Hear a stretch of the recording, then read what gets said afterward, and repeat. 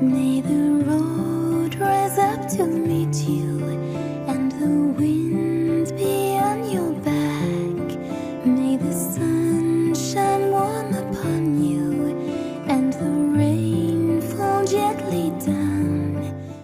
Hello, and welcome back.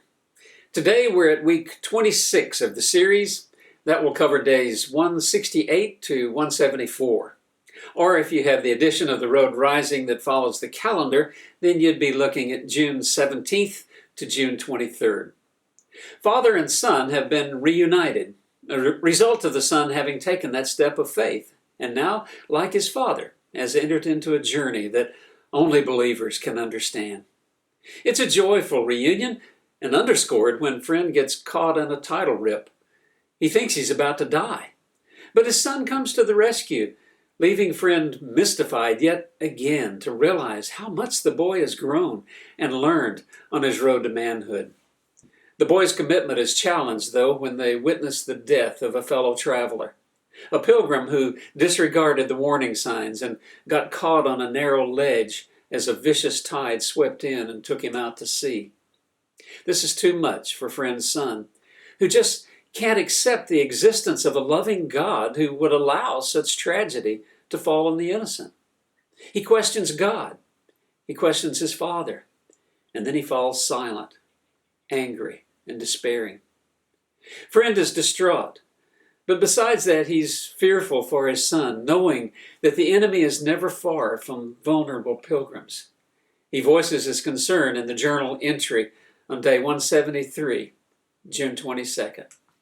A rumble of thunder woke me from the troubled dreams I was having. I looked around to see the fire completely out. I turned to my son and saw that he was sitting up, staring into the black coals of the campfire. "Been awake long?" I asked, anxious to see if he was doing any better. His answer sent a chill over me. "Never slept." I came out of my sleeping bag and went to him, wrapping both arms around him. "Son," I pleaded, "we've got to get through this. I heard something last night, and I was reminded of something a good friend told me not long ago. He said that the enemy likes to come at us when we're down. He knows he would never defeat us out in the open, and so he waits until we fall. He's a coward, but he can be deadly. That's why you have to let me help you. Come on, let's get our things together." I gently pulled until he came to his feet. There was danger here. I knew that. I'd heard it last night, a familiar sound I had hoped I would never hear again. I had surprised him once, wounded him a second time, and escaped a third. But the words of the evil man came back to me like the sound of a dying animal. "He will find a way, you know." I jumped at the sound of thunder, looked up through the trees, and saw that the sky, which a moment before had been gray, was now churning with black clouds. Even as I looked, a cold drop of rainwater struck one eye.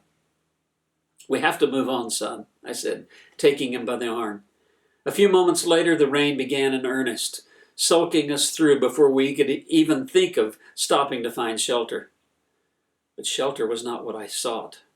I wanted only escape from this dark place, from the unknown, and worse yet, from what I knew without a doubt was out there, waiting. We came to a stream which was flowing across the trail, taking with it the remnants of the trail itself and washing them away deeper into the forest. I paused only a second, took a leap for a rock on the other side of the stream, missed, and fell flat on my face. I used the running water to wash the mud from my eyes, looked back to see my son. He was looking across the stream, toward me, but beyond me, farther up the trail. His face was a mixture of fatigue and fear, incomprehension and dawning realization. I turned back to look in the direction he was faced.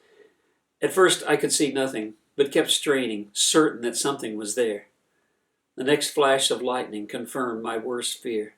There in the trail, half hidden by the undergrowth, stood the evil man, a malicious sneer on his lips. Off to his right, hidden by the trees, came the sound of a lion.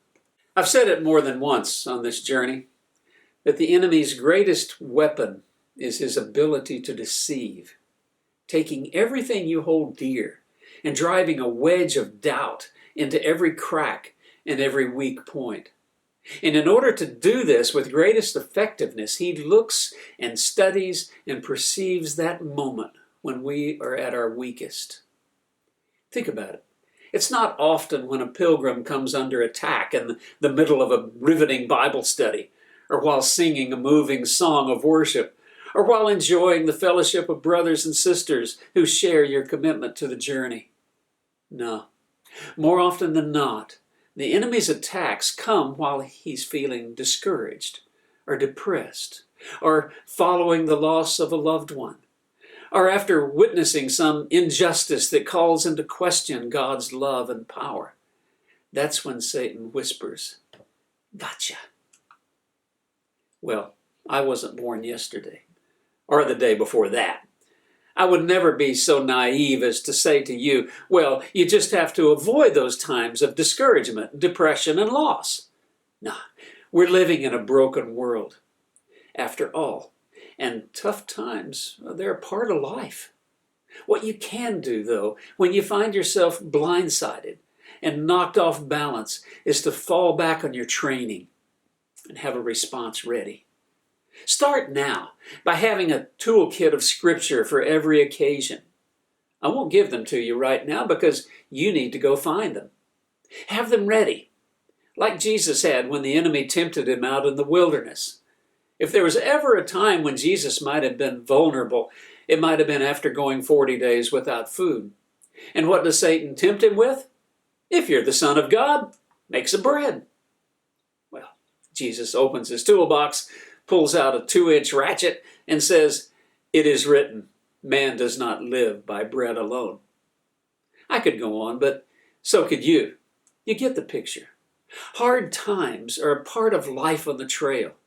You're going to get kicked in the shin once in a while, but it doesn't have to knock you down. Satan is a bully, and like all bullies, he can't stand up against a fair fight. Like James said in chapter 4, verse 7, resist the devil and he will flee from you. So keep your toolbox in good order. See you next time. Y'all come back now, here. That time has come for Friend and his son, following the death of a fellow pilgrim on the trail. His son is questioning the justice of God and has slipped into despair, a perfect opportunity for the enemy's attack.